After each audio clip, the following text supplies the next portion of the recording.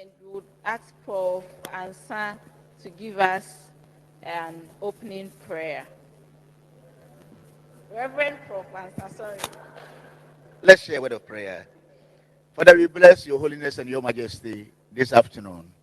And we want to thank you for your protection and guidance and how far you have brought us into this AGM.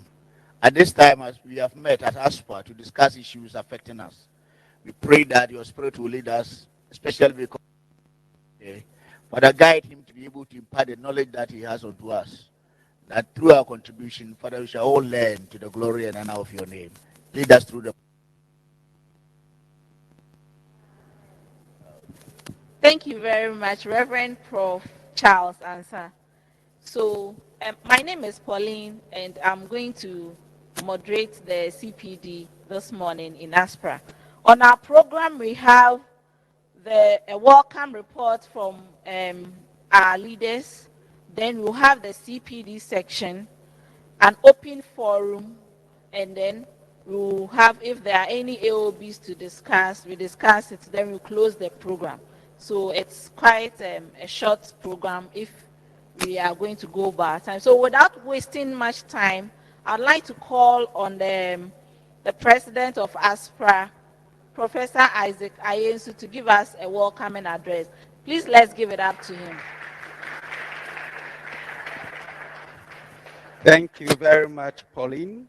And I would want to add my voice to the apologies for the late start. And I'm also very grateful for members staying in both online and in person, waiting and wailing till it's now time for us to start. I would want to welcome all of us to today's session, which is going to be very exciting. Exciting for the reason that our profession is treading on new grounds and new ways of teaching. The curricula is beginning to take effect from other places. And it's important we begin to avail ourselves to the new knowledge. When I spoke to Prof. Wabin, he said, wow, this is going to be a challenge because he himself thinks it's a new area for him. So we're going to share a lot of knowledge in this area. Notwithstanding, the annual report for the group has been posted online, so we would all be privy to it once you go online, including our accounts. For now, we don't want to waste much of our time. For those online, I know you've been waiting and waiting and waiting. And so, without much ado, I would also hand over to Pauline, and then would ask Professor Boabin to take us through. Now, his session is going to start with a pre-test and a post-test. So, by the end of our session with him, we'll know whether we have gotten something or we are still in the old state where we were. So, let me give it to Pauline, and then we'll invite our speaker to start with us. Thank you very much, and stay tuned for the rest. God bless you. Please let's give it up for Prof. Ayesu. Yes, so please, as he mentioned, the report for Aspra has been part of the group, and you are online. You should have access to them. AOB section. If there are anything you would want to bring it up for discussion, we can all do so. So without wasting much time, we will move straight into the CPD. Today in our CPD, we are going to talk about professionalism as pharmacists. And to have this discussion, we have one of our able leaders who has prepared and is going to take us through today's CPD. He is the Vice Dean of the Faculty of Vice Dean elect, sorry, Faculty of Pharmacy and Pharmaceutical Sciences at the Kwame Nkrumah University of Science and Technology, and the former immediate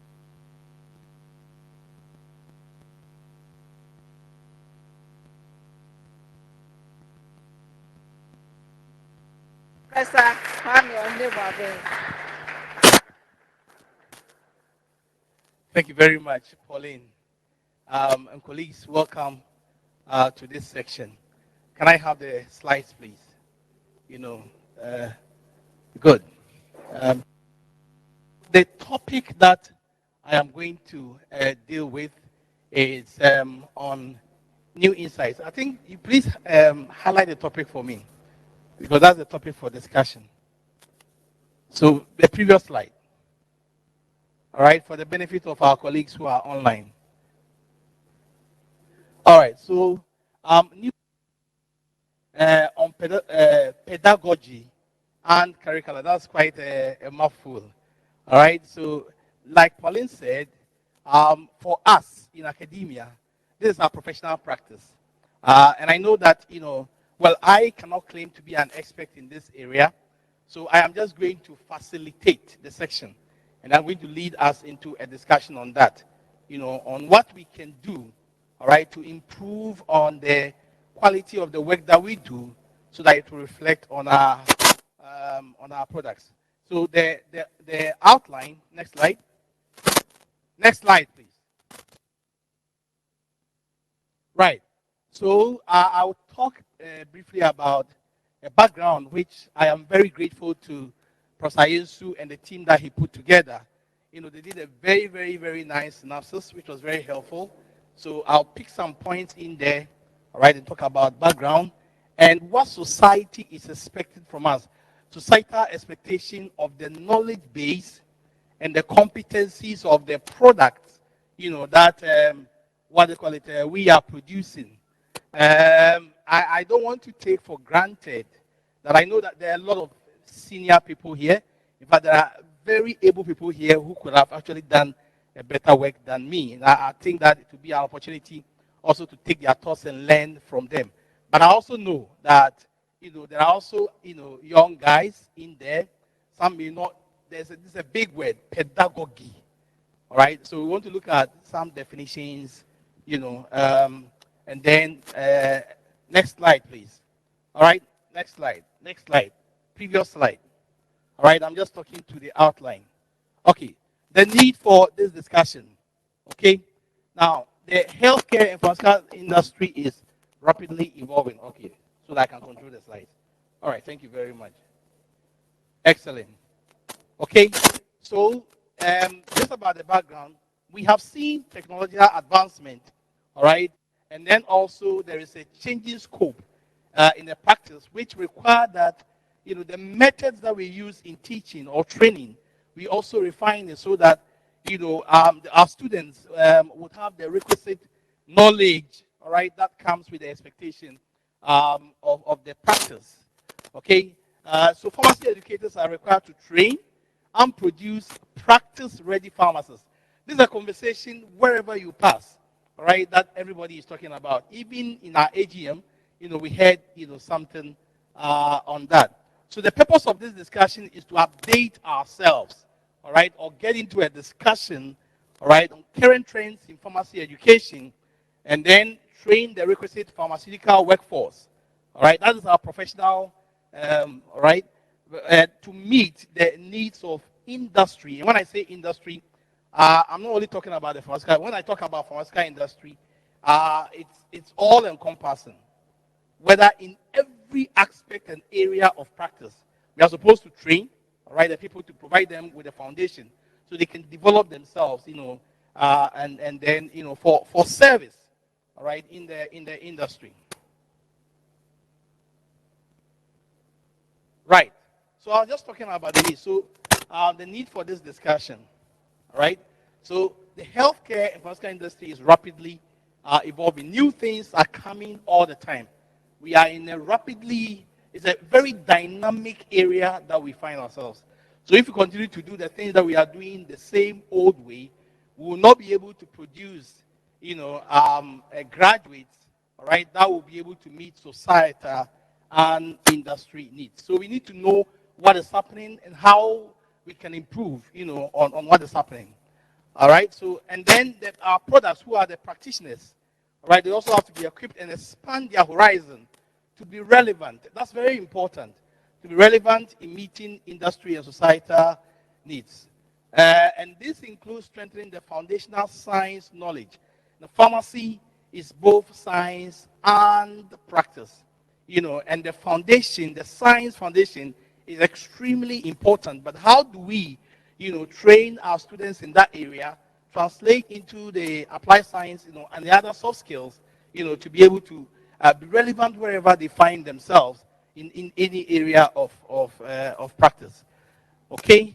Right. So practitioners and future workforce should therefore be properly trained, taking into account new competencies that are needed to provide exceptional multidisciplinary services, which is actually required, by our profession. Pharmacy is very diverse, and whichever way it is, we are supposed to provide the training, all right, in whichever discipline, in whichever area.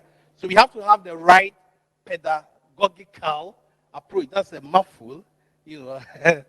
Hopefully, I'll not bite my tongue. All right. So, having set this tone, I think some of the things that I'll be talking about.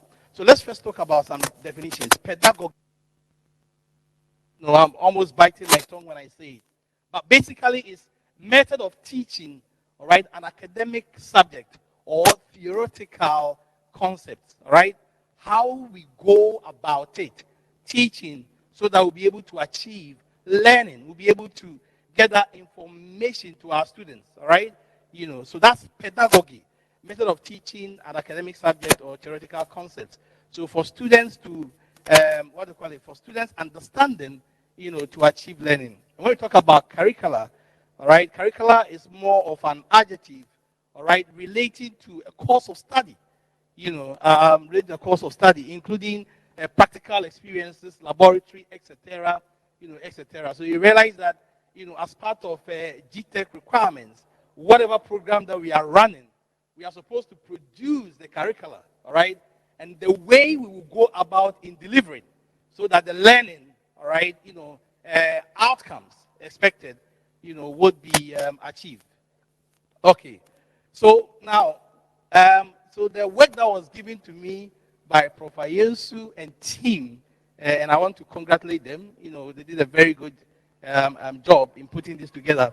It's new insights on pedagogy. They know we've been doing it, but as I said, we are in a rapidly advanced area, so there may be new methods, all right, which we can incorporate in what we are doing and to be able to do. So new insights on pedagogy and curricula therefore refers to insights on methods for effective, and the word is effective, what they call it, teaching, all right, of the various courses and programs, run by the academia. And these include all the professional programs. And in our context, I think all of us are running PharmD program.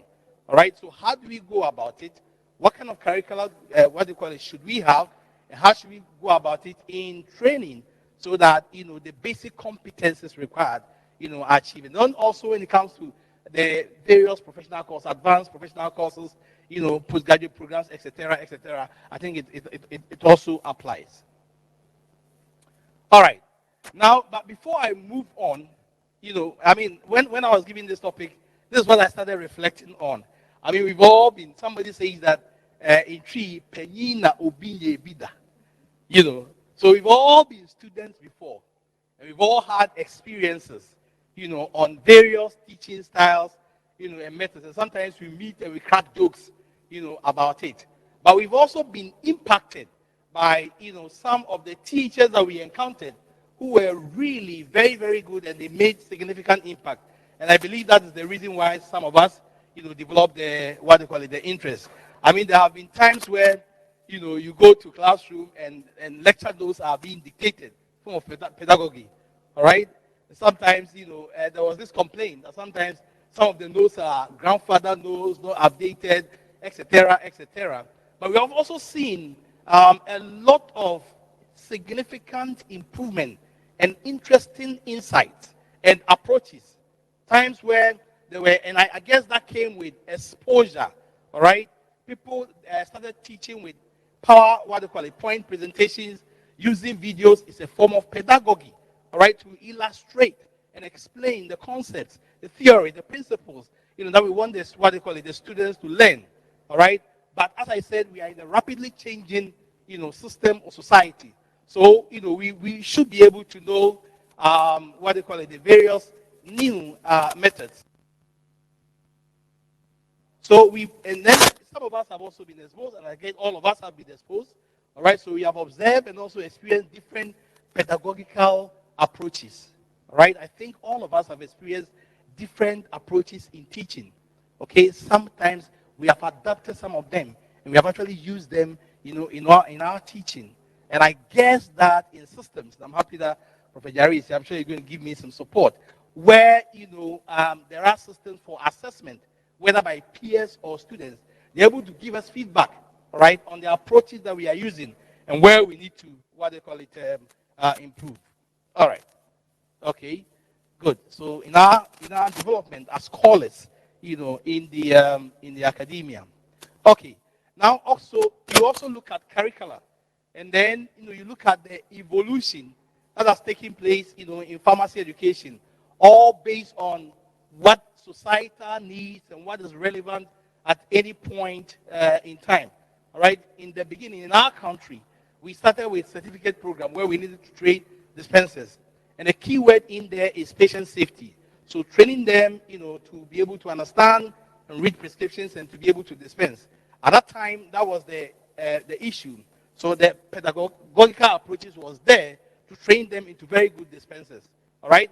But then we evolved because we know that the pharmacy price is not all about that, right? And realize that there is the need for more knowledge and insight, all right? And then what do you call it? Practice, expansion of practice.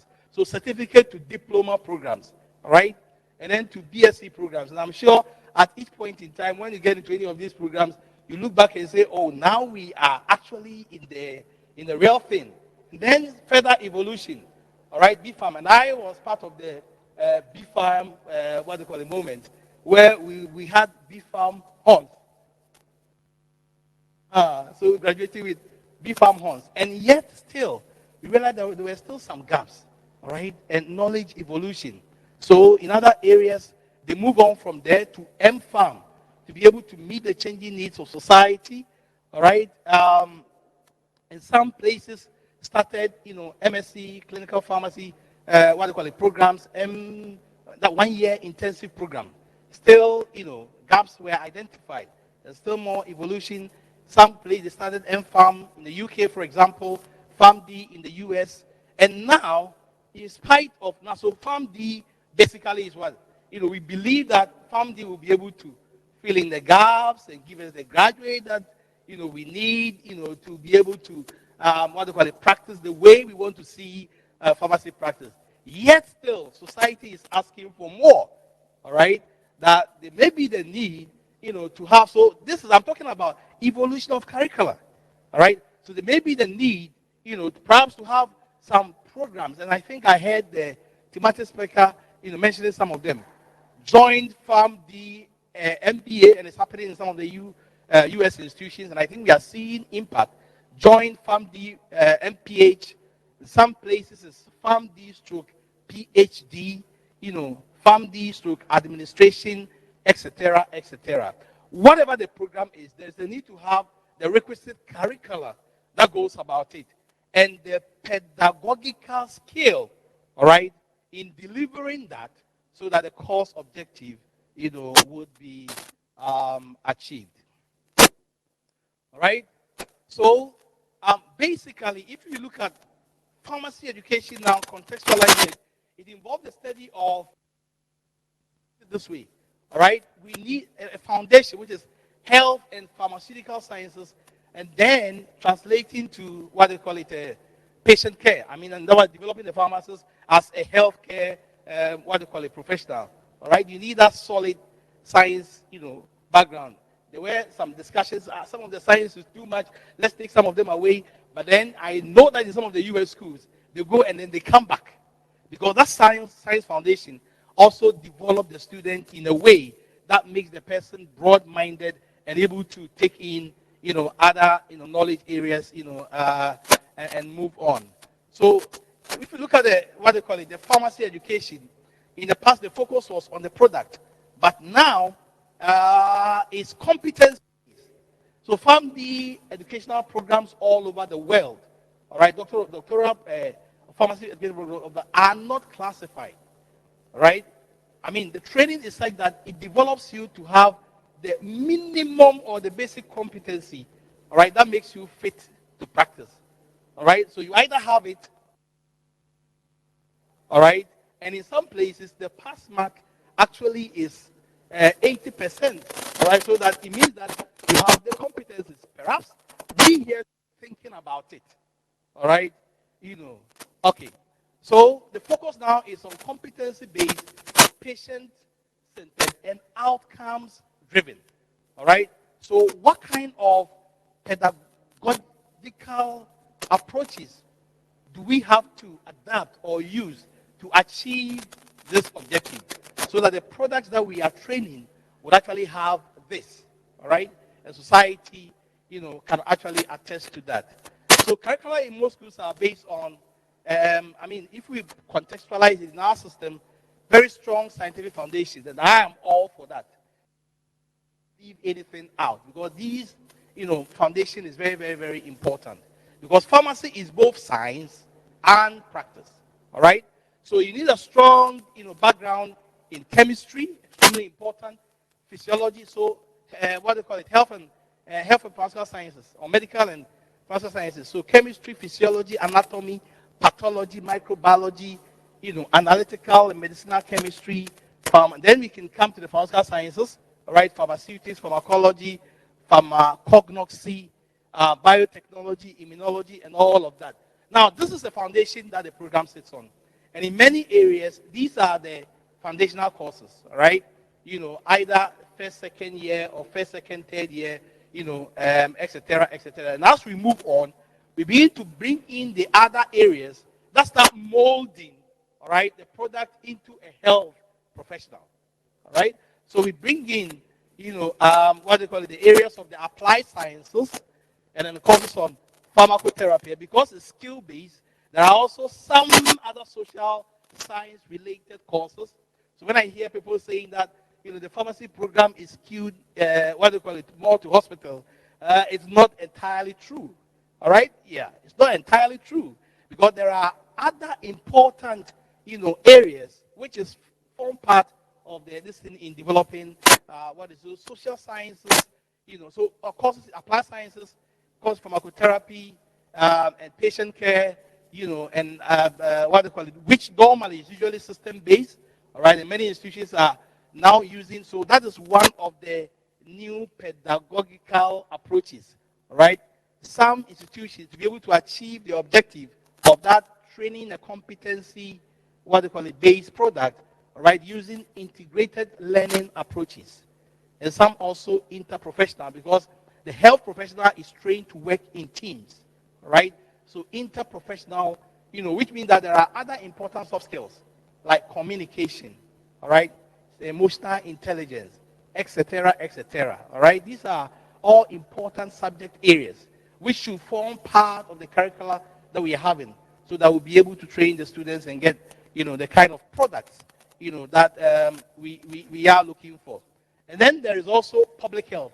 I heard a thematic speaker talking about, public health, not very strong. There are 2 years of public health education, all right, in the pharmacy curricula, at least the one that we have at KNUS, and I'm sure in many other institutions, all right, it's like that. This is where I believe that's part of the reason why, the organizers are asking for this, so that we would really ensure that we have all the needed courses. That's where the curricula comes in, all right? Needed courses that prepares the student, all right, to be that kind of all-round person that society needs. But first and foremost, as a health professional, and to be able to integrate into the health, care team. So public health, social pharmacy, and policy. And in our curricula, we have a whole curriculum on supply chain, and what they call it, actually lecturers have been trained.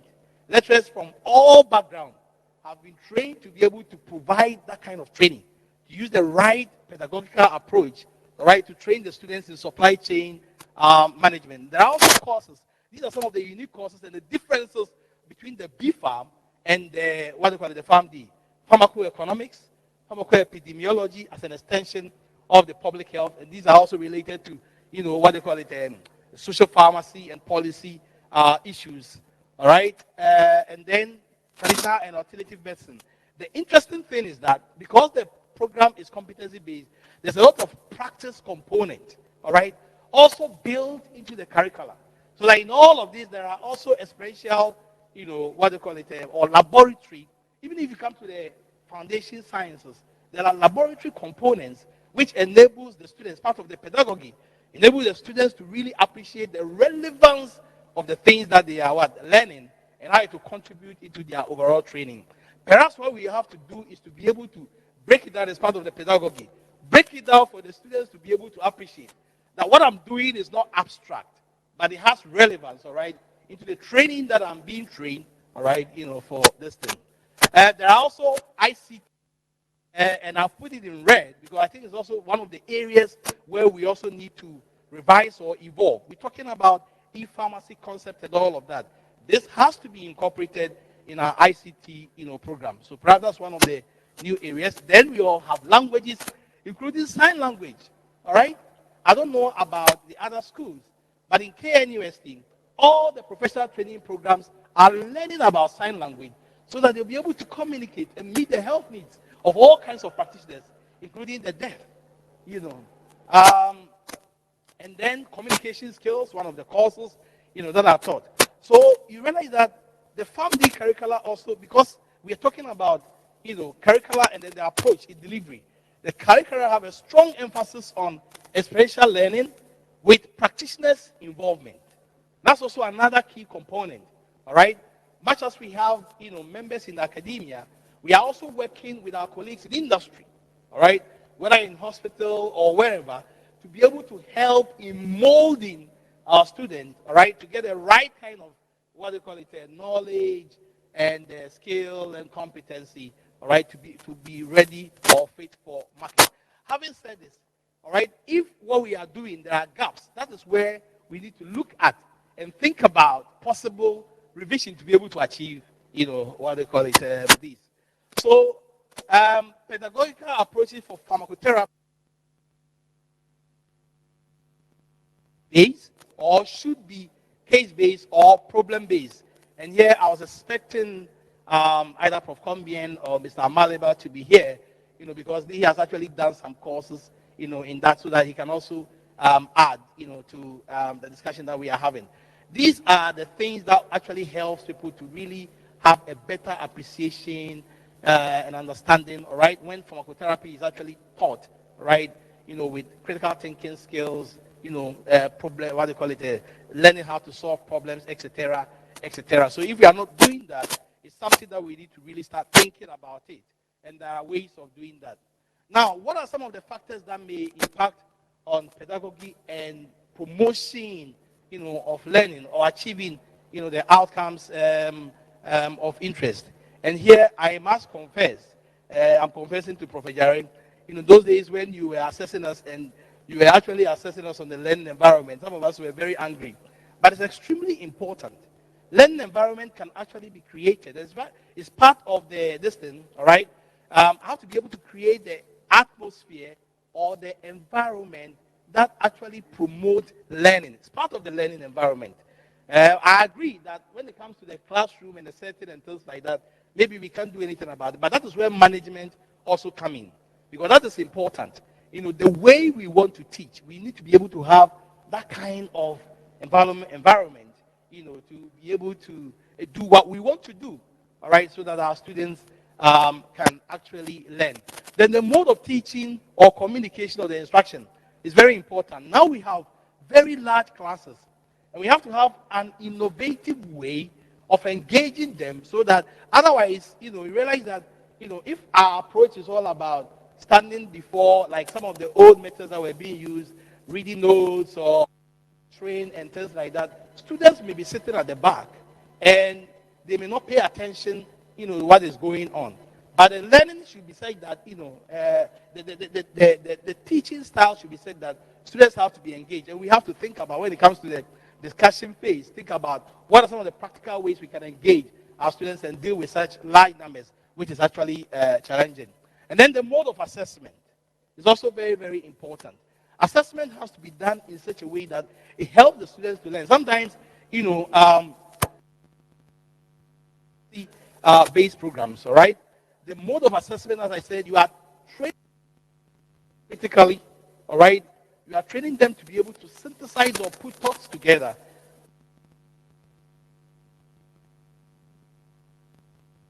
Very complex, all right? And that is what we are trying to do to help our students to be able to find a way, of dealing with it. So in our assessment, it should also be such that it is not like things that are recalled, and unfortunately, sometimes that's what happens. All right, our assessment is like that, the students actually focus on learning to pass exam, but not developing themselves, to be able for what they call it for practice. So mostly recall. So I think we need to something that we need to think about. All right, and I'm sure at another forum we can think about a way of looking at how to formulate questions. All right, for the assessment of our students, which would also promote learning and challenge them. Sometimes when you go to it and you realize that, oh, okay, so you have some deficiencies and gaps, and that also can serve as a motivation for learning, to be able to achieve the competency required. And then research informed teaching, very, very important.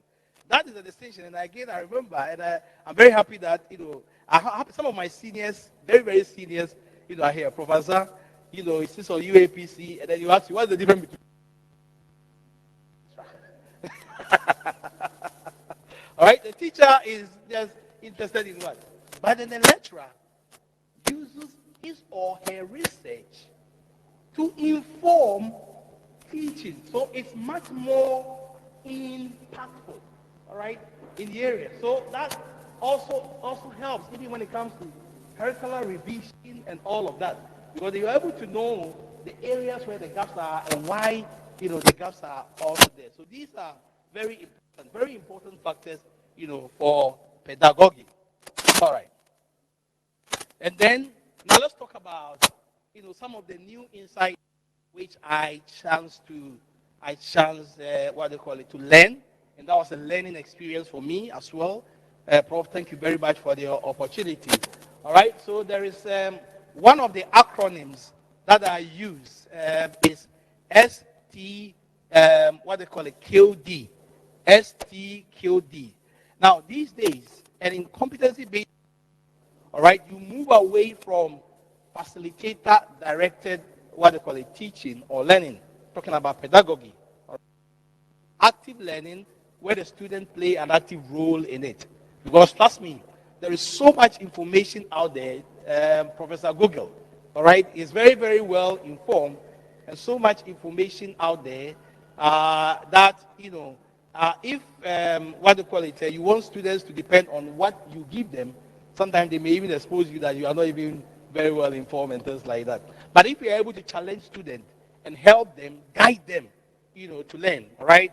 So what they call it, self-study, all right? And then, test or assessment, all right? I've talked about the questions already, and discussions. Now, these are, what they call it, there is evidence to show that these kind of pedagogical approaches are very, very effective compared to just, standing and teaching. All right? You actually, formulate your teaching such that you are able to achieve, some of these. All right? Self-study, the right assessment tools, all right, the right kind of questions, and then promoting discussion. And often is group discussion. So in many of the courses, what they do is that they give, in many of the professional training programs, they give the curricula to the students. They give them some, what they call a test or some assessments, all right? And then they give them some learning resources. So by the time the students come into the program, they already have, some, and then the facilitator or the lecturer then becomes more like a facilitator and guide them to ensure that the learning objectives and the learning outcomes are achieved. In so doing, it becomes a better motivation, for the student to put themselves in the lifelong learning mode, all right, to develop themselves, all right, to help develop themselves, to achieve the competencies required. Okay, so That is the acronym, all right?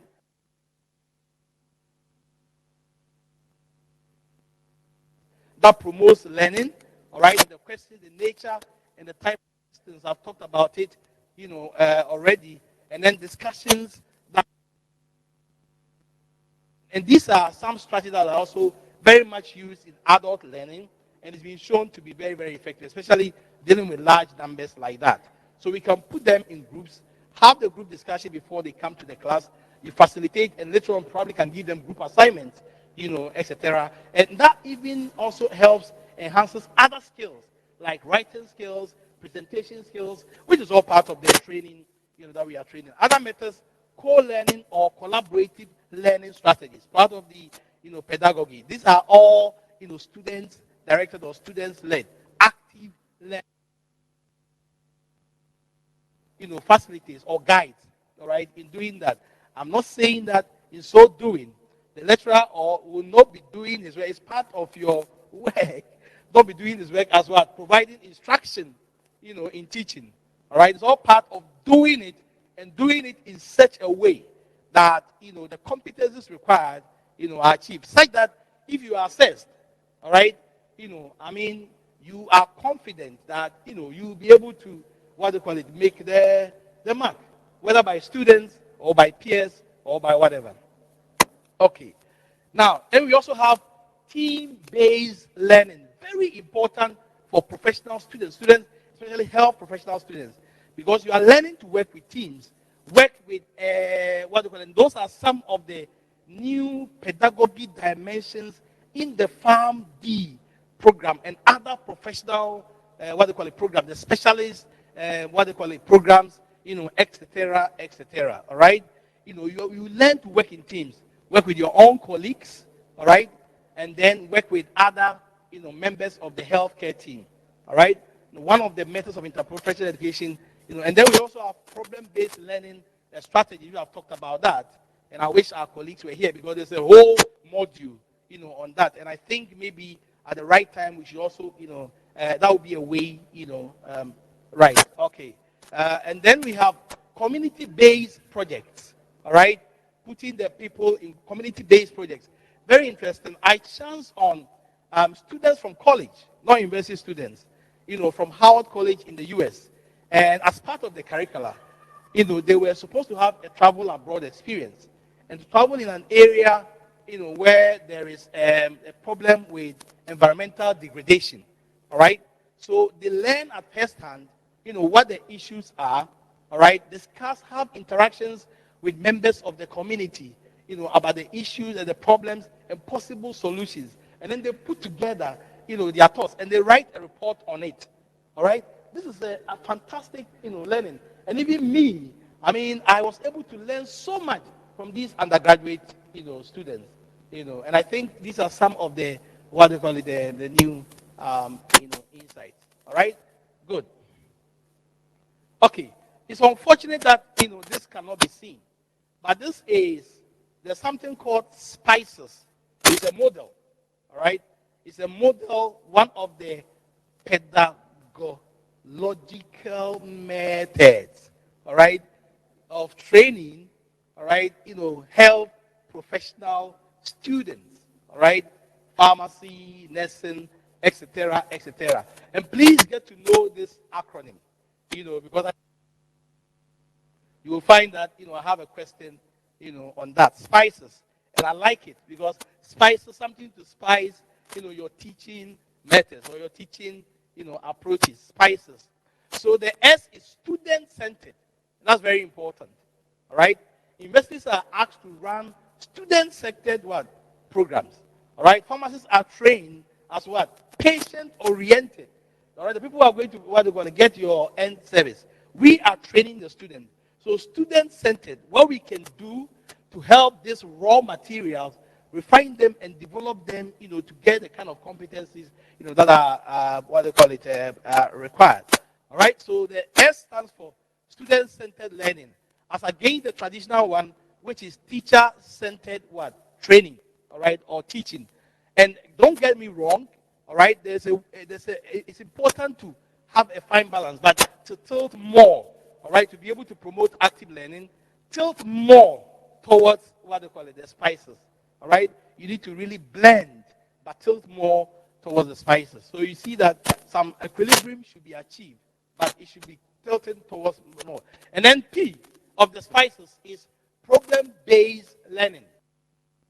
Information, what they call it, based learning. Of course, you can give students reference sources or lead them and all of that, but if you're able to formulate challenges or problems, all right, and then you guide them how to solve it and things like that, they also learn very well. And then we have I, which is integrated curricula, and we have tried to do this in KNUST. We have not been too successful, but we are still working towards it. What we have done is that we have actually aligned, the courses, all right, especially when it comes to the systems, so that, we are dealing with the cardiovascular system, all right, we are dealing with medicines, we learn the chemistry, we learn the pharmacology, pharmacotherapy, etc., etc. But integrated learning is such that, all the, what they call it, the resource persons who are facilitating are able to work, all right, in an integrated manner, okay, so that it makes it easier for the students to finally appreciate. Otherwise, the student will just have to put the pieces together to be able to get, All right, so that is also one strategy, integrated learning or curricula. And then we have, what they call it, community focus, all right, programs. And then we have, what they call it, electives, what they call it, with a core, or breaking the programs down. Some of the programs are must-do programs. Others are elective programs, all right? And some of the electives you may say that at least the kind of program that the course that we're running, all right, be able to have some electives so that it helps refine them to be the all-round kind of person. Because the PharmD is, all right, trains you to be a health professional, but after that, you want to go to industry. So you should be able to provide elective for industry. You should be able to provide elective for the other important areas, all right? Elective for research, etc., etc. Plus the core area, so that at least the foundation, all right, is right, and then, somebody can actually move on. So that is elective with core. And then S, spices. S is systematic curricula. That's very important, systematic curricula. So I guess we want to look at this and look at what we are doing, so that when it comes to review, how we can also review, to incorporate some of these new areas and some of these new insights, all right, to what they call it, so that we will be able to produce the kind of products that society is asking, for. Now, on the other side, we have, so students as against teacher, problem against information, integrated curricula as against discipline-based, curricula, pharmaceutical chemistry, pharmacotherapy, but integrating, and then, community focus, hospital focus. Yes, we are working on patients, but we should also have the mindset of ambulatory care and public, what do you call it, private prevention ideas, public health, etc., etc. Okay, and then we also have elective as against uniform or standardized, systematic as against apprenticeship, approach. So what I'm saying is that some of the things on the right is still important, it's still needful, but we should tilt towards more. And there is evidence to show, all right, that if we do the blending, and particularly we go towards left, the students are actually, and the students will testify that they actually came in contact with this professor. Wow, Professor Ansa, and the way he's able to break down the things and work with others, in training us to be able to get the things, all right? So some of these testimonies, So that's one of the things. And then active learning and impact on trainees. Active learning, active learning, active learning. Moving away from passive learning, didactic, all right, to active learning. Students' involvement. Active learners are motivated by information that is perceived to be relevant. When you go out, you really see these things very, very. Sometimes when you give out the curriculum to the students and the things that they are learning, and they think that anybody there, and that speaks to you. You probably have to refine the way you are going about it. So active learning, all right, active learners are motivated by information. So that in our pedagogy, all right, and also in the development of a curricula, the kind of information perceived to be relevant. Information that builds on previous experiences. So in such a program, all right, we know what we do in the foundational courses, all right, to the others areas, to the professional areas, one feeding systematically, into the other, and achieving the kind of what they call the competency required. All right, active learners, active learning are motivated from that is participatory and actively involving, problem based. All right, so in other words, strengthening our problem, it strengthens the problem solving skills, of the students, and every practitioner, student learning to be a professional is very happy, all right, when he's able to encounter an issue and is able to put into practice the kind of thing that they have, what they call it, learned. Enables them to take responsibility for their own learning. So you realize that nobody will tell them to stay away from lectures. But if the lecture is passive, uninteresting, and things like that, following the old style, all right, then we'll see some of our students, trying to stay away. All right, it involves cycles of action and reflection. That is very, very true. In doing this, I mean, I went through it, myself. All right, so reflection, and actions, etc. Cycles of action and reflection. Learning by doing. Okay, learning by doing. All right, relevant exposures. So then, okay, so this thing that they talked about, okay, so this is how it works. Ah, wow, we use that. Okay, all right. So relevant exposures and experiential training, critical, in the type of program that we are running. And experiential training, we also have to have a curriculum for it. And we should be able to guide our preceptors to be able to give the right kind of experiential exposure, to our students. And then the laboratory components, and sometimes, you realize that sometimes, well, in the past, I am guilty. All right, those days we will look at grandfather, what they call it, they go to the lab, grandfather, and then we copy. No, the laboratory component is very, very, very important, and it's for a purpose that it has actually been developed, into the program. So we, as facilitators, should be able to develop the curriculum, all right, and deliver it, all right, or guide those who are delivering in such a way that they would appreciate the lab and how it adds on, to the theories and how it develops them, into the what do you call it, the years ahead. So active learning processes engages and motivates students to learn. The motivated student, this is what I'm speaking from a paper, all right, that I read, on this. The motivated student is known to complete high quality work assigned and can act autonomously. Motivated students attend class regularly. They complete pre-class and post-class assignments. Otherwise, they come to the classroom and another the time then they start, doing the thing. All right, no learning. Okay, so motivated students attend class regularly, complete pre-class and post-class assignment, and that's more likely to succeed in their studies and also apply the life. Because what we are trying to do in our teaching is to impart life transforming knowledge and skill, to our students. All right, give them the foundation to build on to do what they want to do. So pedagogy for FAMD or any other professional training program, including specialist programs, are increasingly outcome based. Increasingly outcome based, and it should be said that self-assessment. As you're doing it, you are even able to assess yourself. All right, and see, and particularly when you are in class. All right, how you're engaging the students and all of that. The kind of questions that you give them and the outcome you get is also a form of self-assessment. Because if you teach students, and I want to reinforce this, if you teach students and they fail exam, you have to re-examine your pedagogical approach. It's extremely important. All right. So, yes, increasingly in problem solving, critically thinking skills, for service delivery. And then the issue of accreditation. And it's not for nothing that, these are quality assurances, and the boss is here. All right, perhaps maybe you can add on quality assurance, that are needed to check.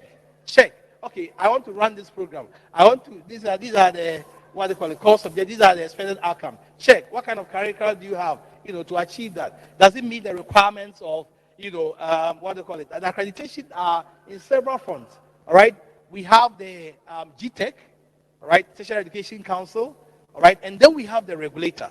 And we have to, and it's actually structured in such a way that the things that we want to do, all right, they are actually, showing that we follow standards and procedures and practices, all right, to achieve, what they call it. That's the relevance of that. So when we say we should submit our programs for accreditation, it is just to develop it well, all right, so that, the outcome that we want to achieve will be achieved.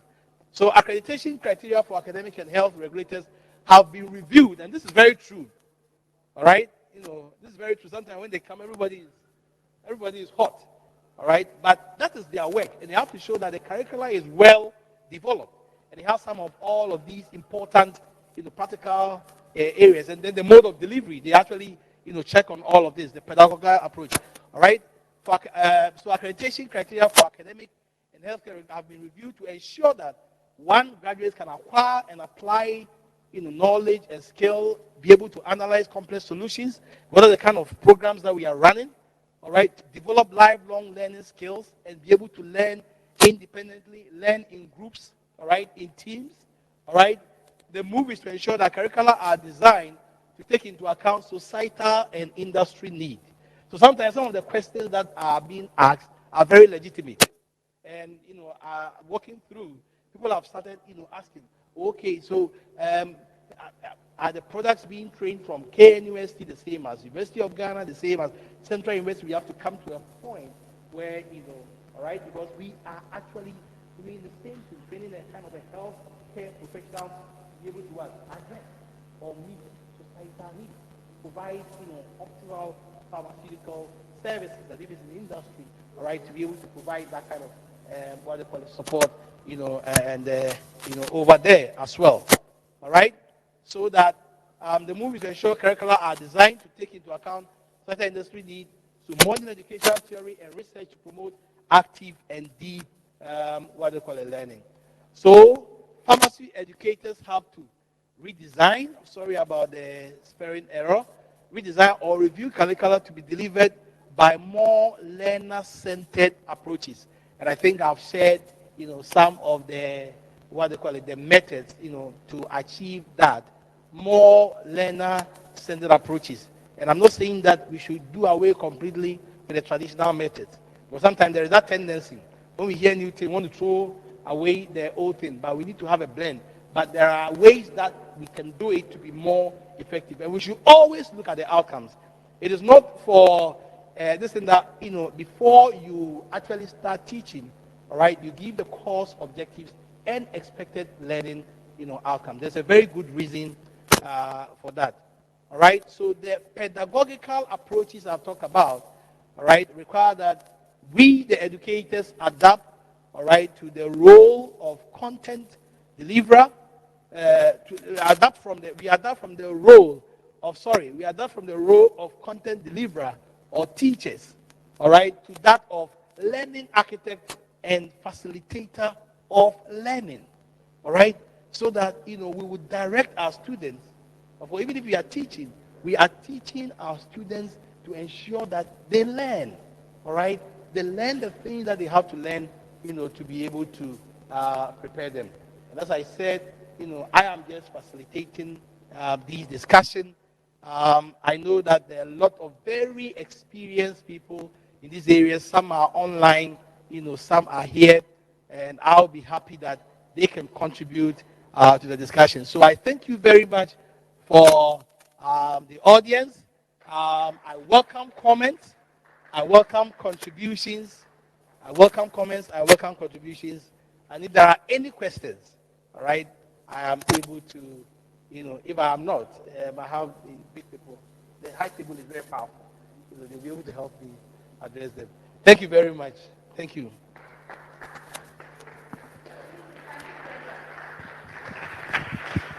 Thank you very much, Prof. Thank you very much, Prof. Wabin. Please, what do we say to Prof. Wabin for leading us? Yes, I have personally learned something this morning, and I hope we've all taken something in our pockets back home. It's either going to change our way of how we are going to assess our students and how we need to see these raw materials that have been put in our care. I was happy to hear the word raw materials, and then I have a lot of raw materials to process. Yes, and it's good we see them as such, so that at the end of the day,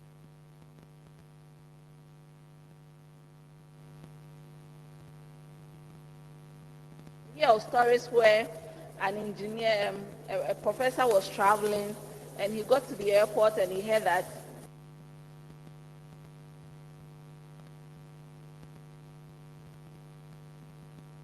to get off the plane, and he will not even board the plane anymore, because he knew what he has taught the students and what the student is able to put forth. So I believe that this should serve as a lesson for us, that if you should meet a pharmacist or any hospital and you are critically ill to the extent that you yourself can't even decide the dose of a medication that should be appropriate for you at that point, you should trust the pharmacist on duty. You should be able to trust your provide for you the care, and I mean the appropriate therapy for you to rescue your life or even save your relative who might need that care at that particular moment. So in teaching our students,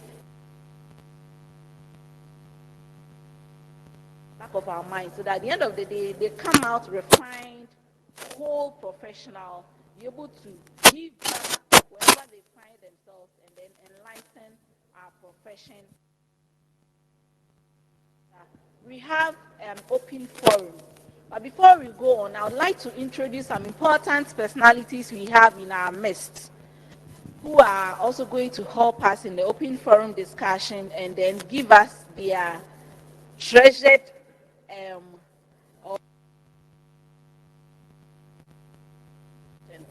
okay, so I'll start. We have Professor Isaac Ayensu. Prof. Ayensu is the head of Department of Herbal Medicine at Kwame Nkrumah University of Science and Technology. And then we also have, and the chairman of Aspra as well. Yeah. We have the, yes. Oh, he stood up. Okay, Prof, please stand up again so that they can all see you. Yeah. So he is Prof. Isaac Ayensu. All right. We also have Dr. Yvonne. Okay, from Mrs. Yvonne Eseku Yechua. She is director for the Ghana College of Pharmacists. Welcome, mommy, and thanks for coming with us. We also have Reverend Professor Charles Ansa. He's a former Pro VC of KNUST. Prof, thanks for being here.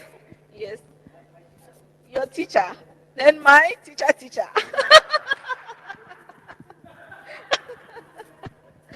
My teacher's teacher. All right, and we also have in our midst Prof. Kwame Ohene Boabeng, who led us in the CPD discussion. He's the head of Department of Pharmacy Practice and also the Vice Dean elect at the Faculty of Pharmacy. When Prof. Yes, Prof. Please, we've seen him. Yeah. When Prof. Jari comes in, I would introduce him to us as well. So then we move on to the open forum. With the discussion we just had about the pedagogy, please let's come up with comments, discussions, questions, anything about it that we can learn, so that as we move back, we know how to, the new trend or how different we are going to have our learning or teaching skills. Sorry, please, I left one out. We also have Dr. Paulo Usudonko, the head of Department of Pharmacognosy, University of Ghana. Thank you, Doc. Yeah, so then I'll give you the microphone to start with the open forum for us. Thank you very much, Pauline, and thank you, Prof, for the interesting presentation. My question will be to both Prof. Boabeng and Chief of Aspra. Now we are adopting new technologies and pedagogical skills to educate our students. We had an interesting discussion. Yesterday we had an interesting discussion on our numbers. The numbers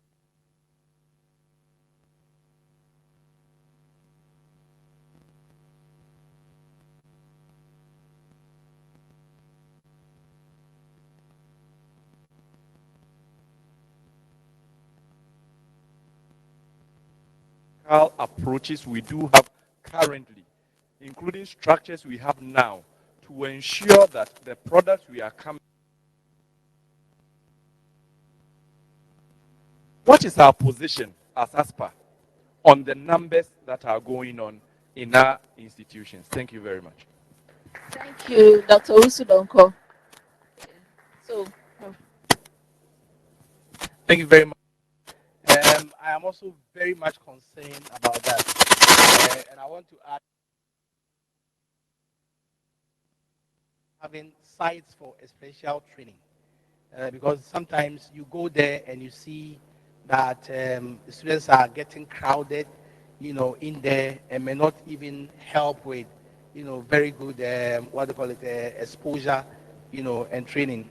Medical school has been able to do something. Well, let me look at it this way. I mean, I have to look at it in both sides. On one side, I also empathize, with the universities, because if you see the number of applications, students who are applying into the various programs for pharmacy, you may have several thousand. Normally, when it is not very close to you, you may not see what they call it, this. Several thousands of applications. Pharmacy, like we are discussing, maybe the maximum should be 300.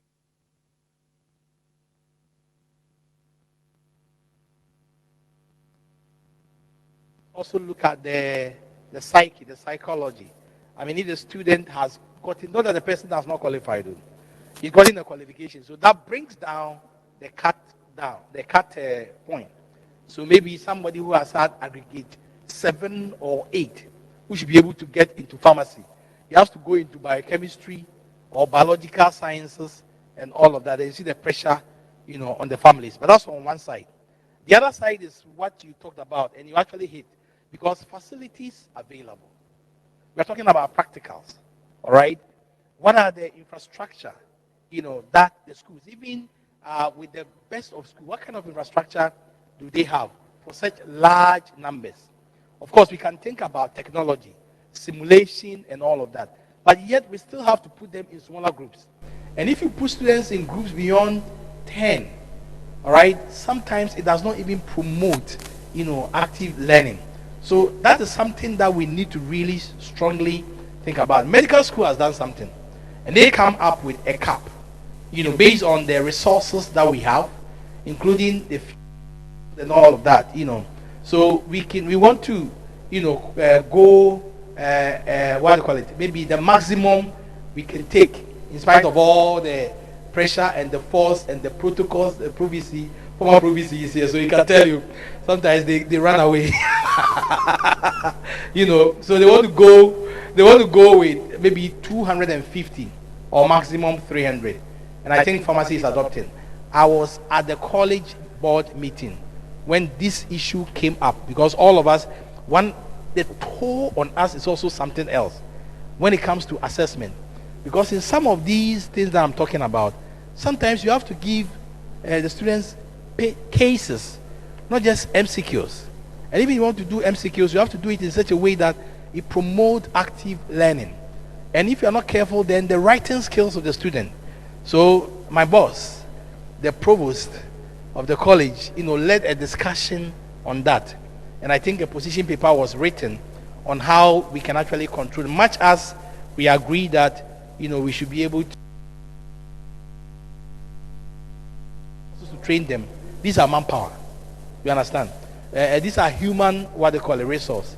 But the problem of the resource available in the numbers. So I think a position paper was written to the management, right, to do something about the professional programs, so that we would not exceed numbers that will overwhelm, us. I don't know if I spoke for you.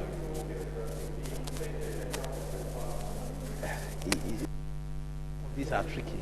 Some of these are tricky, Provost says I have spoken to the issue. Some of these things are very, very, so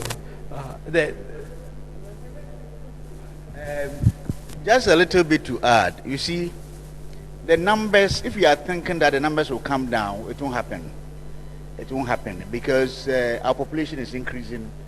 But what we should push for as Aspra is to look for facilities and the human resource. If I'm teaching pharmacology, all right, and I have about 4 or 3 lecturers who have MPhil, assistant lecturers, and they are supporting me, it doesn't matter how large the class is. They can do tutorials to support me. And it helps a lot. Oh, you can come now. If you are the dean of the School of Pharmacy, you will understand. Because you are in the office in the afternoon, and then a young lady pops in, all right, to say that, and as soon as she enters the class, she enters your office, she kneels down and says, please, please, consider me. She has a grade 12. And she says that you'll be able to pay fees. Would you let her go? It's not easy. The passion of her heart, her desire to read pharmacy. It's not easy to say, leave my office. Paul, it's not easy. But, what Provost, you are here. What we have to push for is the fact that we improve the resources that are available. Our labs are too small. We should be able to look for labs that will be able to take about 100 students, advanced labs, and that, all that, IT, simulations, and all that. That will facilitate the teaching. If you're able to do that, I think it will help. Rather than to say, bring the numbers down. Yesterday at the debate, I think that those people who said that we should cut down numbers, they won. But I felt that they were too selfish. You are in pharmacy, you are a lecturer, and now you say nobody should come in now. I don't agree with them at all. I don't agree. But that's the situation. Provost, let's push for resources. Yes. I think my 2 senior colleagues have responded to the question. I just want to add my voice. I'm part of management, so we are trying to get the resources.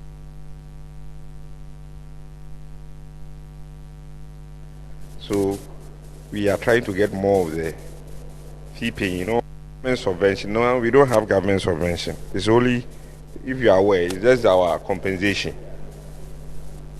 And nowadays, if you want to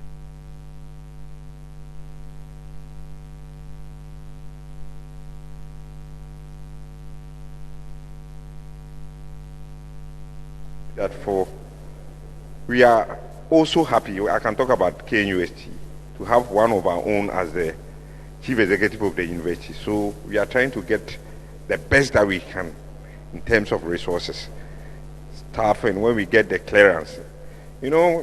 Our time, and then maybe before our time, you just interview the prospective applicant. If the department and faculty are okay with the applicants, then we are ready to go. Now you have to get clearance. That is where we are getting from. We are trying to get more from the management. But let me say this, our STR, that is the student teacher or lecturer ratio, we are doing fine. We are within range compared to even almost the same as the requirement from GTech. So we are not going beyond it. So I'm talking about KNUST. Others, I believe they will be doing fine, because with pharmacy, and then especially with the health programs, because the priority in that area is very high. We are doing fine, but we also need room for us to get more clearance and then the resources to get to the stage that we need to get to in terms of teaching and then learning. Thank you. You are the resource person. Oh, okay. This is cultural, and I see it all the time. Especially, when it comes to colleagues. KOB, Charlie, this one is my son. This is my own son. All right. So those are some of the like I said, if it doesn't happen to you, really you don't know how it is. But I think, like you said, they are actually doing their best. KNUST. We need to contain and control the numbers. I agree. Thank you very much, Sinis. Thank you very much. For those of us online, would be happy if you're able to put your questions in there for us so that we can address them from here. Thank you very much. And to the point that what is Aspra's position, I think that must be decided by all of us those online and those of us in person. We haven't taken a decision yet, but I think we can all think about it and then come out with something. I have a question, Prof. You were talking about the fact that with this new system, there's the need to go through the basics of science, and then we go on to where there's applicability. There's a contrary view that we should start introducing the practice right through the time of basic applications of these things. So what do you say? Should we let them through the sciences completely before we start the application, or whilst teaching chemistry from first year, we begin to input some applications of chemistry in the practice in the future?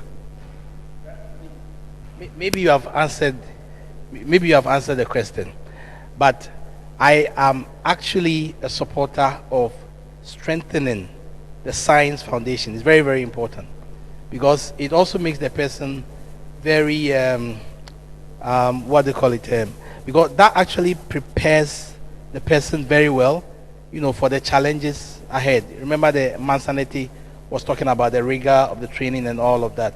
But I agree that maybe, and we're doing it, even when we're doing the BFAM program, right? If I'm teaching amino acids, clinical applications, all right, medicinal chemistry, I talk about, and all of that. But medicinal chemistry should be done in an integrated. That one, I think you teach it at the time where they've also started pharmacology therapeutics. So that should be integrated, so that it should be integrated. But the foundation sciences are very, very important. I know that in some of the US schools, they say, oh, pharmacognosy, oh, it's not necessary, but they've gone back to it. How can you do pharmacy without natural product science or phytochemistry? So the basic sciences are very, very important. Thank you very much, seniors. Okay. Comment or question? Comment. Question. Okay. Thank you very much for the opportunity. Okay, thank you very much for the opportunity. I'm Vice Badi. Please, I just want to ask, since we have the senior men here, if we take a course like, let's say, pharmaceutical chemistry or take pharmacology, will you encourage only one lecturer to take the course, or you encourage multiple lecturers to take the course? What do you think will be the impact? One lecturer taking a course and having 5 lecturers taking a particular course. Impact a better knowledge to the students. And also, my last one, Prof made mention of the fact that if you teach a crop of students and they haven't performed, it means that you have to look at your pedagogy, right? Is it true in all cases, or there's a caveat? For instance, let's say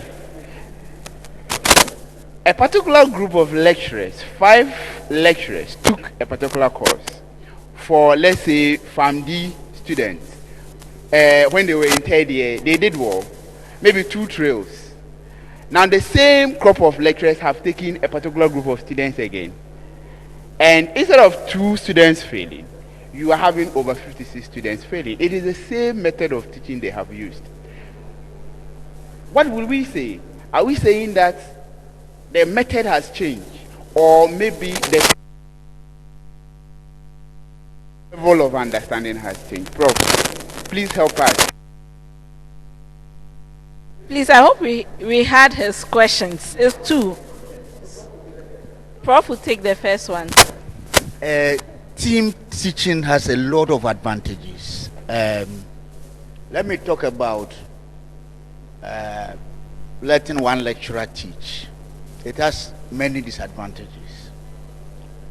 Number 1 is that people can victimize students.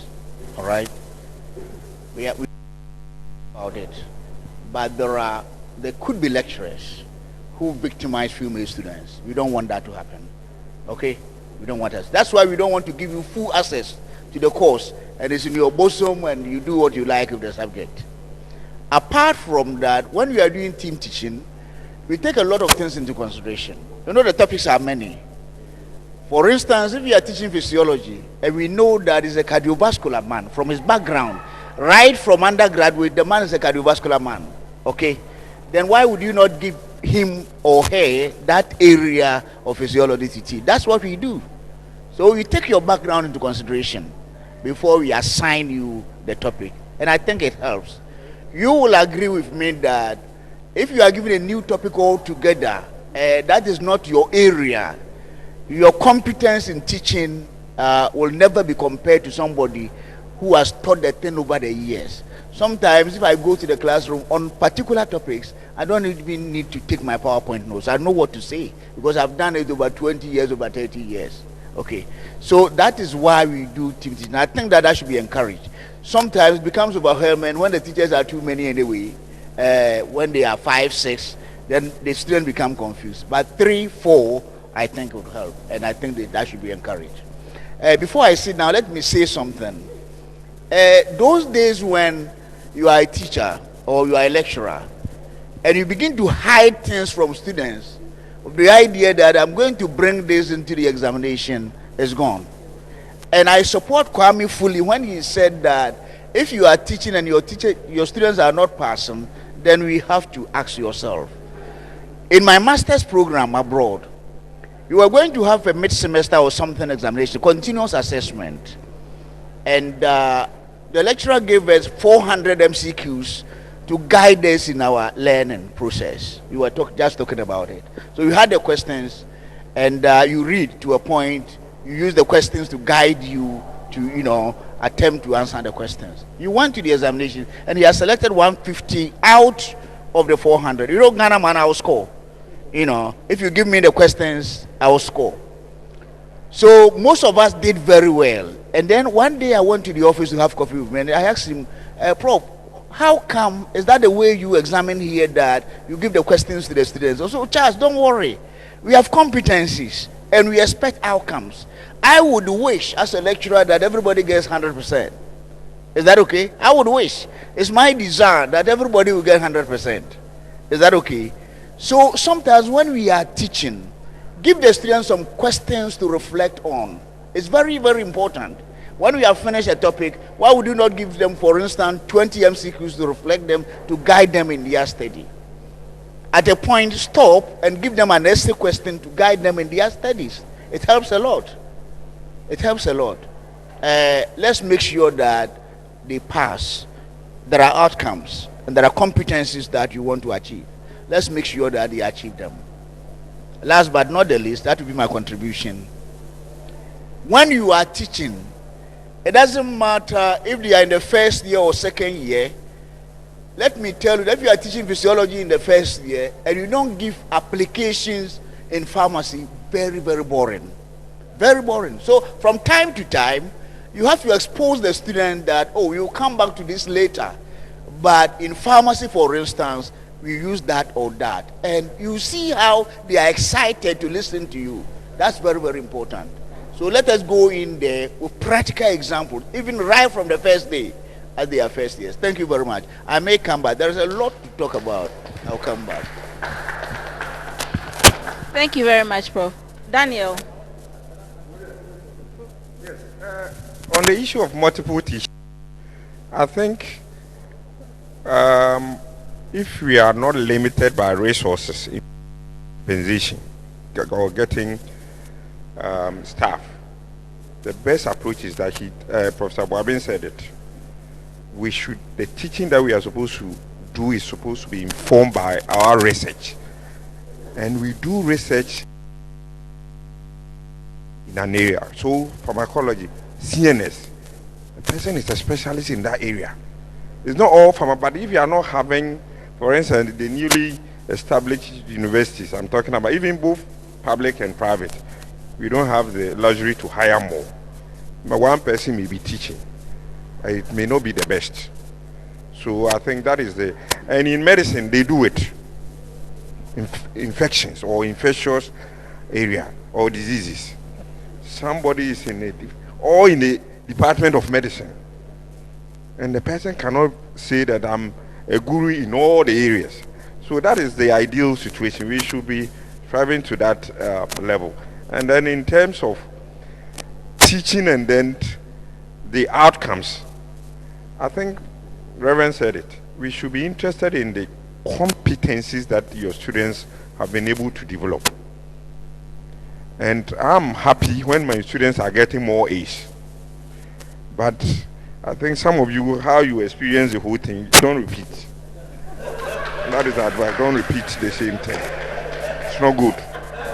When they score, especially with my postgraduate students, and then usually with the, let me say, advanced level, I give them the questions, as the Reverend said. Just that it's not the same, as the Reverend said. Modify small. Just that, you know, with the emphasis on the advanced levels, you are dealing with synthesis, application, and evaluation of whatever you have facilitated. So, when you are able to give examples for them to go and try their hands,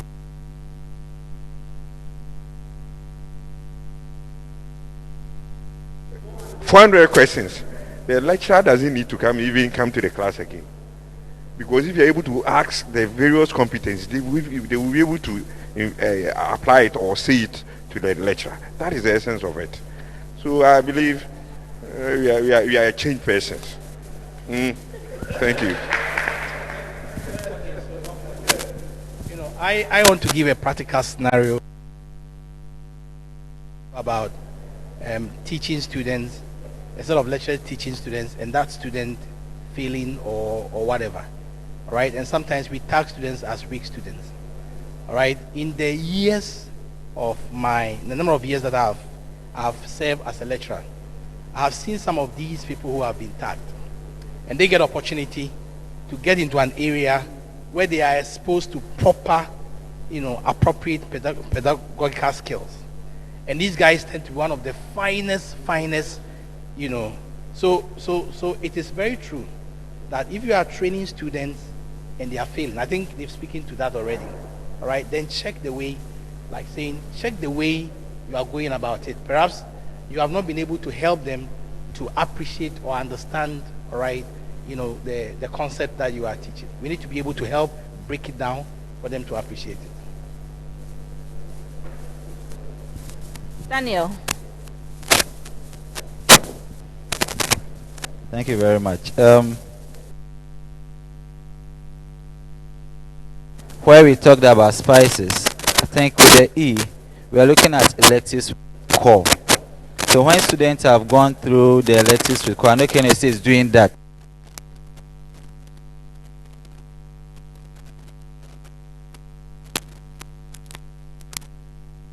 Professional exams.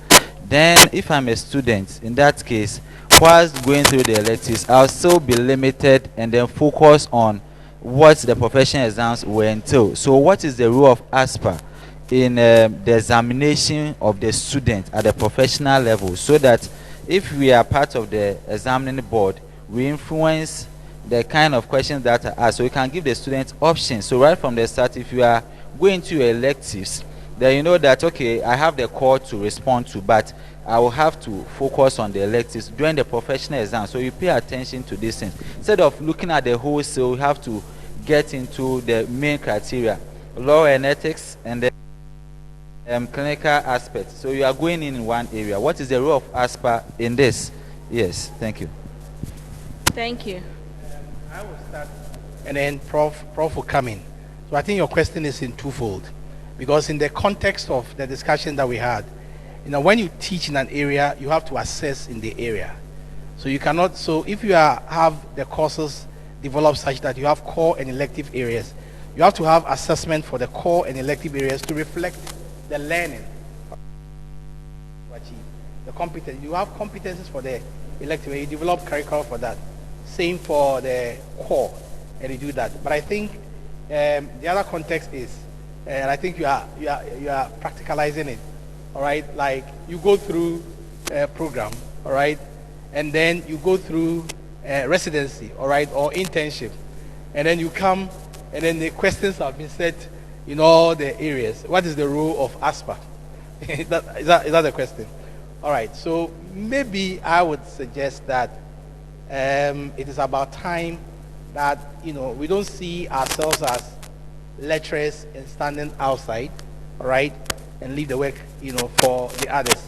I think we should be integrated, right, of the work, whether it is regulation, all right, because the kind of work that we do, we also research, and the information that we get can also help the regulators do what they are doing and do it very well. Regulators also regulate us in our teaching, so that collaboration, should be there. Same with industry, all right, R&D in industry, products coming out and all of that, all right, same in the area of policies, and things like that. So perhaps I'll just hand over to Aspra. I'm very grateful for this question because I think it's something we may have left for some time.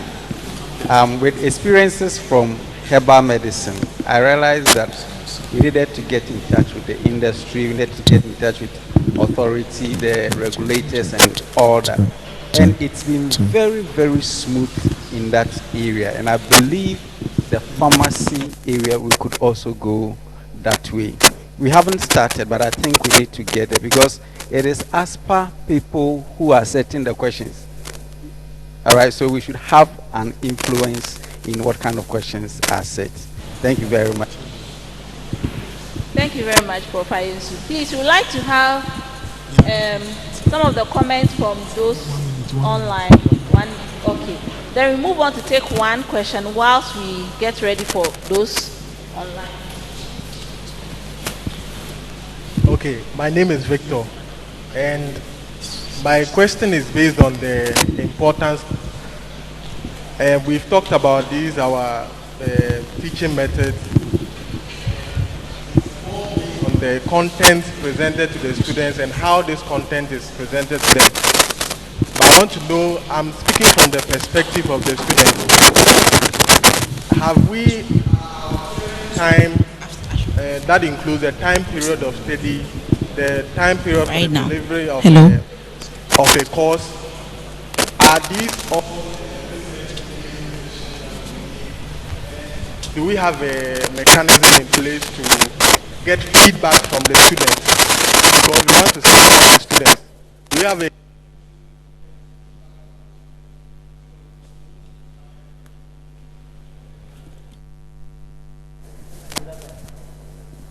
I think that's an excellent question. In KNUST, we do, all right? We do tracer studies, and then we also do assessments. And in the assessments, opportunities are given to them, all right? All right, so tracer studies are done to get views from the students.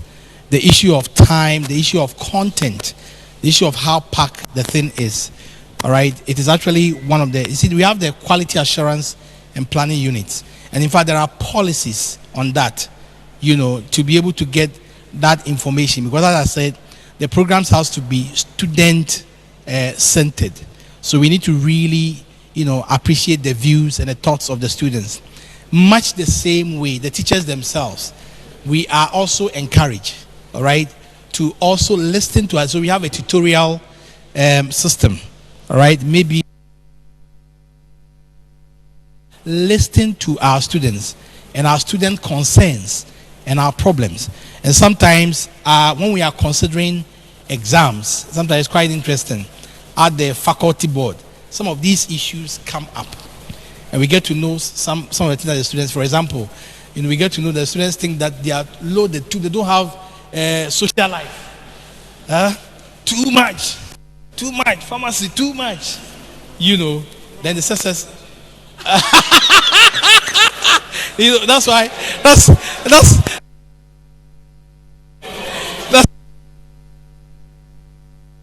So we need to listen to some of these, and where we can that we have discussed learning skills, learning styles, and all of that. Sometimes some of the, and that is sometimes some of those things promote the dabbing. I almost killed one student in class. The way I teach and how serious I am. And then I was very busy going. And then I saw the student doing lab work. Well, to me, when he came to me, I got to understand that he's been given a deadline, to present the report and all of that. But that's not my expense. I have a teacher in secondary school who said, you know, it's me. But popularity at my expense, no one I'll have issues with you. So I agree. So we need to be sensitive. And that's the way to learn. And we don't have to be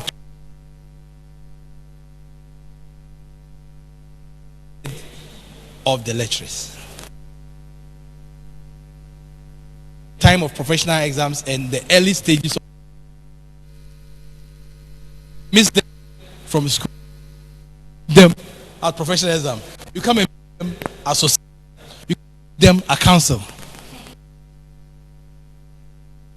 That a lot has really, we need to keep improving because we have an outcome to achieve and we need to keep our eye, you know, on that. Yes. And we also have, there are also standards. I mean, it's not just our local standards.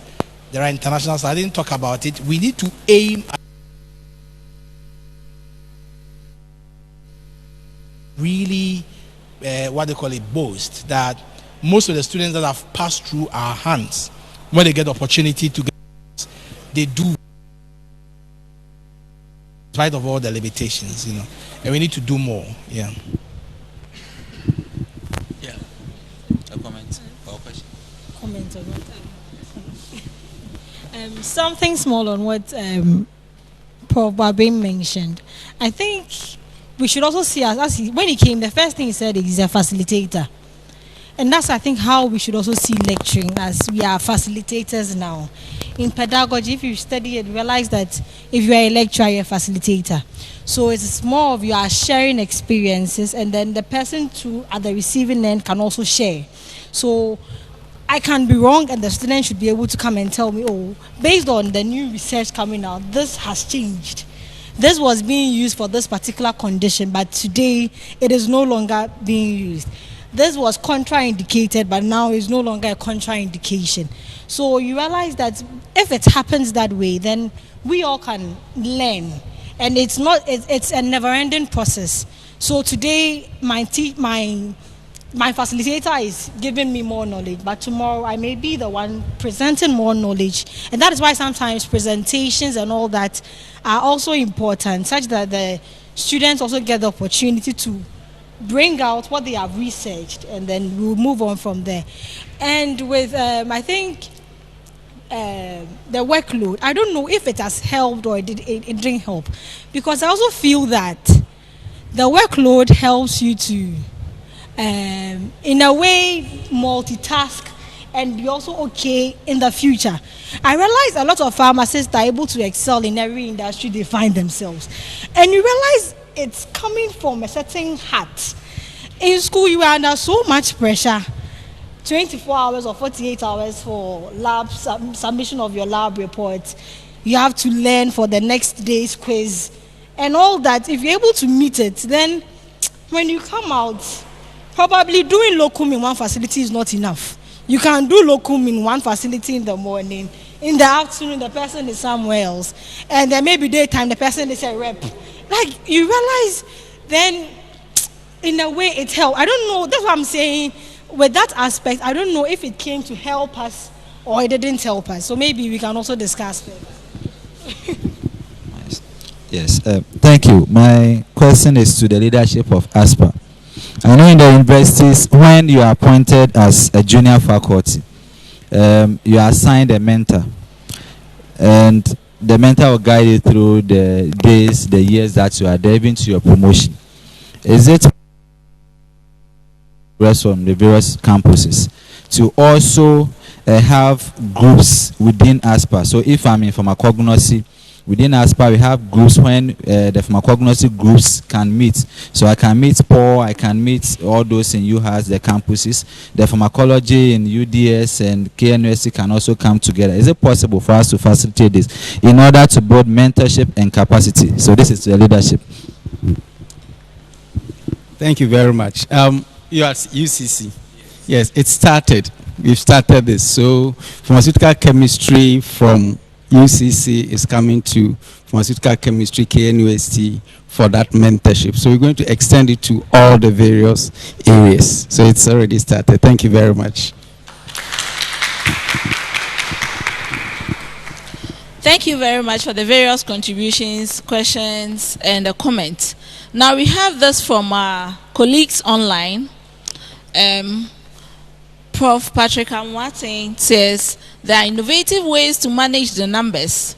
Let's not block qualified undergraduate applicants the opportunity for training. I think his comment is about the numbers, as Dr. Usu Donko first asked. And also, he said, let's think through the ways to manage the numbers and create more opportunities for them when they complete the training. And I fully agree with Reverend Prof. Ansah. Yeah, from same Patrick Amwatin. And the next one is a question. The FDA talked about as many as 21 applications for clinical trials. How do we intend to leverage on that to practicalize learning and opportunities for research? Yes, so we have our FDA reps here too. So one of our participants on, but from regulatory, you are from regulation. Okay. Okay. Yeah, we are actually working.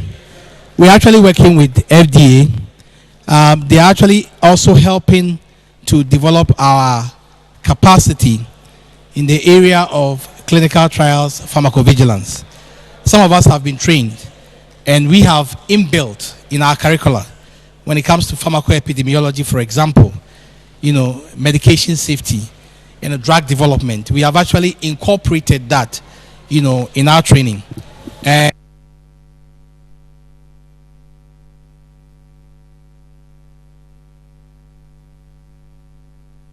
two FDA PhDs, all right, from my end. One is complete, one is still in the process. So some of the data that they have, we can also look at it. And again, the evidence can actually help us, in what we do. And I think pharmacology also have some, and all of that. So the way to go is collaboration. Just like those in hospital, just like those, because I know my friends in chemistry are also working with those in industry, chemistry and ceutics are also working with those in industry. Is there any other question? A comment? Okay, then let me seize the opportunity to say this. One of our responsibilities as lecturers is that we are also mentors.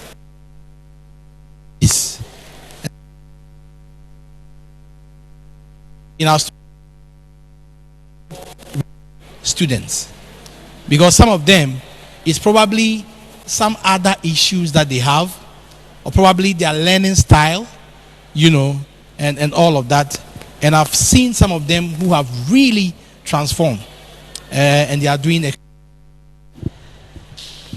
There's another question online or a comment that is saying that I think I know where this is coming from, but some hospitals for experiential training ask for payment from the universities for students using the hospital for training. This must be discussed by the deans. And I must say, it's not all hospitals or training sites that are requesting this from the students. There are some few sites that have put up this, and that's why I said probably I know where this is coming from. But I think it should be direct and then addressed, individualized as it should be. Yeah.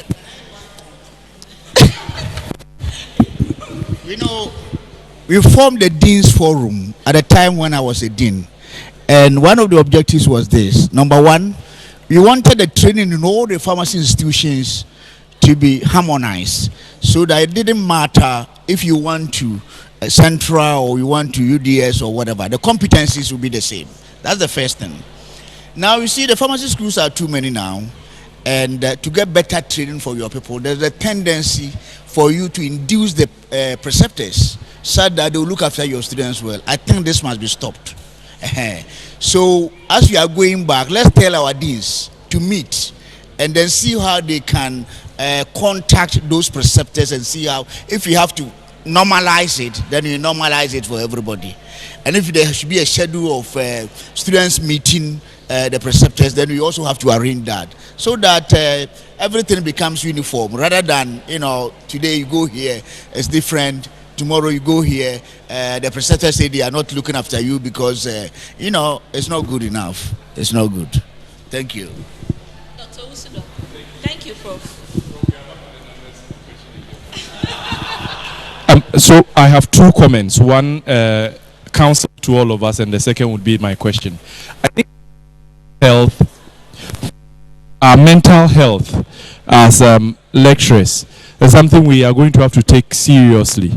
I think the past 2 years since COVID started, the back-to-back teaching we've been doing, let's have some downtimes also. If we are coming to Tamale, let's come and then let's chill small. Dance to Samini's music, something like that. But I think our mental health ought to be prioritized. That we are not only focusing on our core job of just teaching, and every time that's all we are doing, our mental health suffers. Two, I think that the extracurricular activities our students are engaging in going down by the day because of the stresses they are put through. What practical steps can we take as facilitators, as promote our students to some extracurricular activities as well, so that it is not just reading and passing pharmacy they walk out of our universities with, but they also acquire soft skills that may not be just pharmacy based. What practical steps can we adopt? Thank you. Thank you very much, Doc. Yesterday, when Samini came, in fact, I was poised for Samini. We left here after 12 a.m. And also, I was telling Prof this morning. Now, you notice the dancing styles of pharmacists. Then,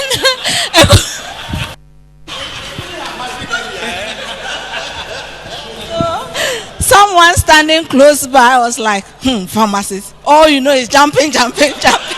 You don't know even how to dance. Common dancing moves. So, it's part of it. Sometimes some of these things, as students, we need to give them some space to do some of these things. You believe it helps them, their emotional abilities, to be able to even get back to the academics and have the freedom to learn and even exercise. It's all part of it. But you see, you come out 6 years from school and some don't even have some don't even have friends, they don't even know their roommates, they don't make links from other colleges, other departments. It's only their classmates in pharmacy they know. And we end up marrying our pharmacy senior lecturers. Yes. Yes, but I believe, yes, I'm an example, yeah. Yes, so, yes, please. All right, thank you very much. This is very important, and I think we need to take this up, because some of them are really very good leaders. Some are very good politicians, but because of the way they are not able to get involved. One of my classmates, one of the best secretaries that now is a professor, significantly, but he's a professor. He's a professor in the US, So I agree that some are very good footballers, but they don't have time. Some are very good in sports. Some are DJs.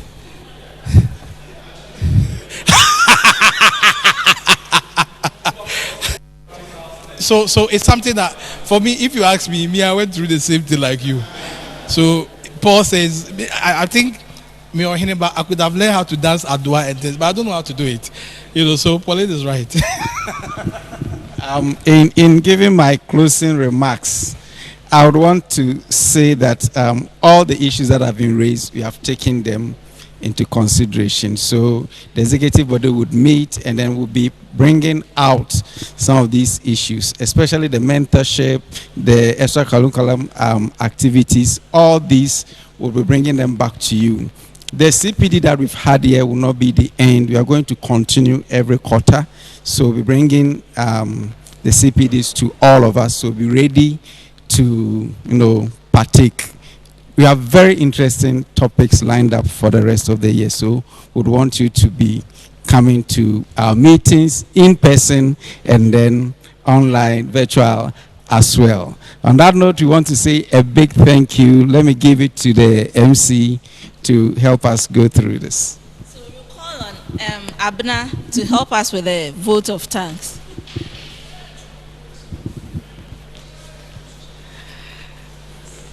Oh, all too soon, we've come to the end of this wonderful discussion. I think we can go on and on, but we definitely have to close. So we thank God for giving us this opportunity. Even through the rains yesterday night and this morning, now we've been able to have our discussion. We'd like to thank our facilitator, Prof. Wabe, for being here with us and for taking time to prepare so well, such that we've also learned something today. And then to the leadership of Aspra for putting everything together. We want to say thank you. We'd like to thank all the big men who were here, Reverend Prof. Ansar, and then our Provost of KNUST, Prophet Jare, and then Dr. Paul Donko. And then all the teams, we thank you all for coming. And for every one of you, those who joined online, those who are in here in person, we want to say thank you. Our numbers are small, so we thank everybody for coming. At least, if I can't imagine if Prof. Wabin came and then met nobody here, how it would have felt. So for coming, we would like to say thank you. And for being online, we want to say thank you for joining. And we pray that future discussions will even be more beneficial. And then we will continue to do all that we can do to help the profession and our nation at large. Thank you all very much. God bless you. Thank you very much, Abna. Hey.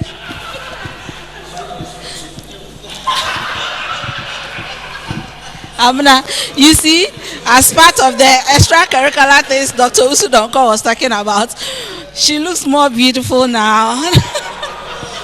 So we'll call for Reverend Prof. Ansar to give us the last blessings so that we leave here. Let us pray. Father, we want to thank you. You are the Alpha and the Omega. We began with you, and by your grace and mercies, we have come to the end successfully. We want to thank you, and we thank you for all the things that you've learned. It is our prayer that we'll be able to take them on board, so that it improves our teaching to the glory and honor of your name. We thank you in Jesus' name. Amen. Bless you. Picture. Please, let's all come out for a group picture.